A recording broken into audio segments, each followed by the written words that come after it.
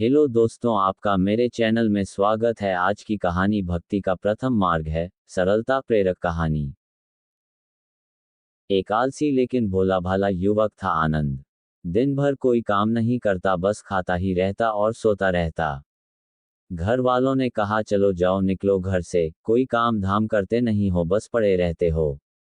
वह घर से निकलकर यूं ही भटकते हुए एक आश्रम पहुंचा। वहां उसने देखा कि एक गुरुजी हैं, उनके शिष्य कोई काम नहीं करते, बस मंदिर की पूजा करते हैं। उसने मन में सोचा, ये भैया है, कोई काम धाम नहीं, बस पूजा ही तो करना है। गुरुजी के पास जाकर पूछा, क्या मैं यहाँ रह सकता हूँ? गुरुजी बोले, हाँ हाँ, क्यों नहीं, लेकिन मैं कोई काम नहीं कर सकता हूँ गुरुजी। कोई काम नहीं करना है, बस पूजा करनी होगी। आनंद, ठीक है, वह तो मैं कर लूंगा। अब आनंद महाराज आश्रम में रहने लगे। ना कोई काम ना कोई धाम, बस सारा दिन खाते रहो और प्रभु भक्ति में भजन गाते रहो। महीना भर हो गया, फिर एक दिन आई एकादशी। उसने रसोई में जाकर देखा, खाने की कोई तैयारी नहीं थी। उसने गुरुजी से पूछा, आज खाना नहीं बनेगा क्या? गुरुजी ने कहा, नहीं, आज तो एकादशी है, तुम्हारा भी उपवास है। उसने कहा, नहीं, अगर हमने उपवास कर लिया तो कल का दिन ही नहीं देख पाएंगे हम नहीं कर सकते उपवास। हमें तो भूख लगती है, आपने पहले क्यों नहीं बताया? गुरुजी ने कहा, ठीक है, तुम ना करो उपवास, पर खाना भी तुम्हारे लिए कोई और नहीं बनाएगा, तुम खुद बना लो। मरता क्या न करता गया रसोई में। गुरुजी फिर आए, देखो, अगर तुम खाना बना लो तो राम जी को भोग जरूर लगा लेना और नदी के उस पार जाकर बना लो रसोई। ठीक है। लकड़ी, आटा, तेल, घी, सब्जी लेकर आनंद महाराज चले गए। जैसा तैसा खाना भी बनाया, खाने लगा तो याद आया, गुरुजी ने कहा था कि राम जी को भोग लगाना है। वह भजन गाने लगा, आओ मेरे राम जी, भोग लगाओ जी, प्रभु राम आइए, श्री राम आइए, मेरे भोजन का भोग लगाए। कोई ना आया तो बेचैन हो गया कि यहाँ तो भूख लग रही है और राम जी आ ही नहीं रहे। भोला मानस जानता नहीं था कि प्रभु साक्षात तो आएंगे नहीं, पर गुरुजी की बात मानना जरूरी है। फिर उसने कहा, देखो प्रभु राम जी, मैं समझ गया कि आप क्यों नहीं आ रहे हैं। मैंने रूखा सूखा बनाया है और आपको तरमाल खाने की आदत है, इसलिए नहीं आ रहे हैं। तो सुनो प्रभु, आज वहां भी कुछ नहीं बना है, सबकी एकादशी है, खाना हो तो ये भोग ही खा लो। श्री राम अपने भक्त की सरलता पर बड़े मुस्कुराए और माता सीता के साथ प्रकट हो गए। भक्त असमंजस में, गुरुजी ने तो कहा था कि राम जी आएंगे, पर यहाँ तो माता सीता भी आई हैं और मैंने तो भोजन बस 2 लोगों का बनाया है। चलो कोई बात नहीं, आज इन्हें ही खिला देते हैं। बोला, प्रभु, मैं भूखा रह गया, लेकिन मुझे आप दोनों को देखकर बड़ा अच्छा लग रहा है। लेकिन अगली एकादशी पर ऐसा न करना, पहले बता देना कि कितने जन आ रहे हो, और हाँ, थोड़ा जल्दी आ जाना। राम जी उसकी बात पर बड़े मुदित हुए, प्रसाद ग्रहण करके चले गए। अगली एकादशी तक ये भोला मानस सब भूल गया।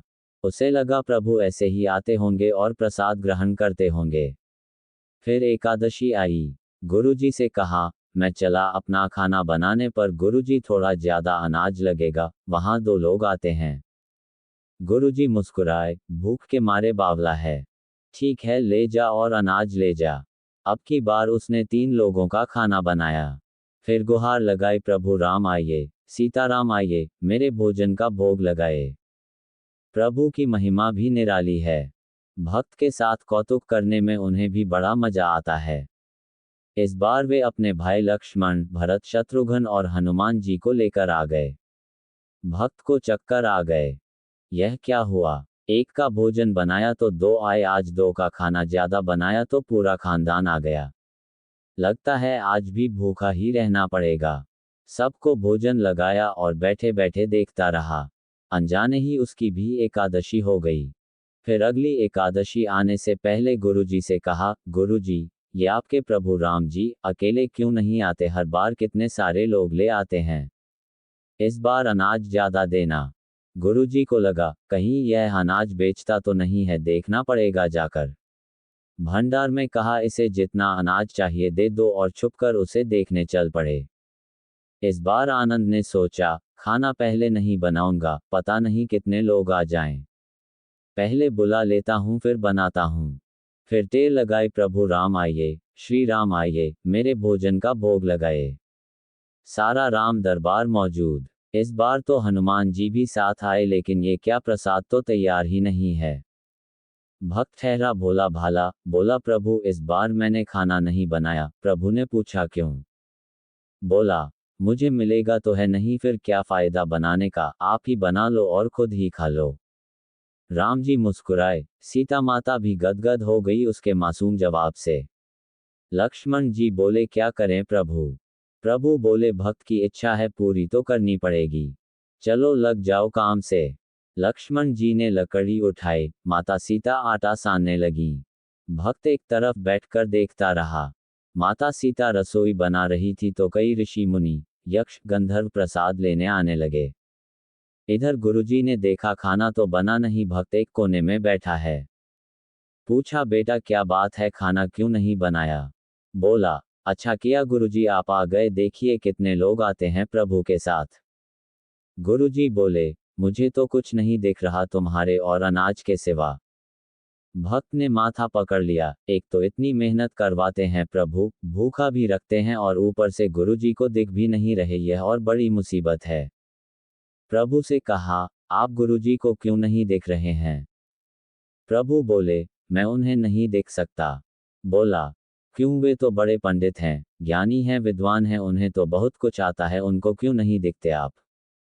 प्रभु बोले माना कि उनको सब आता है पर वे सरल नहीं हैं तुम्हारी तरह, इसलिए उनको नहीं दिख सकता। आनंद ने गुरुजी से कहा गुरुजी प्रभु कह रहे हैं आप सरल नहीं है इसलिए आपको नहीं दिखेंगे। गुरुजी रोने लगे, वाकई मैंने सब कुछ पाया पर सरलता नहीं पा सका तुम्हारी तरह, और प्रभु तो मन की सरलता से ही मिलते हैं। प्रभु प्रकट हो गए और गुरुजी को भी दर्शन दिए। इस तरह एक भक्त के कहने पर प्रभु ने रसोई भी बनाई। ऐसी ही धार्मिक कहानियों के लिए मेरे चैनल को सब्सक्राइब करें और लाइक शेयर करें। राधे राधे।